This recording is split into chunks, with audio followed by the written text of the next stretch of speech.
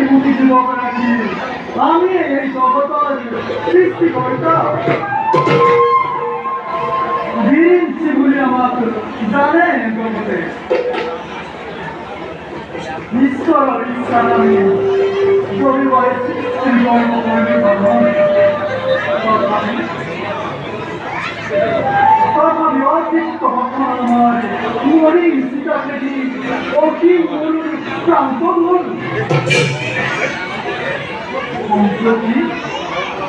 সম্প্রতি রাবণ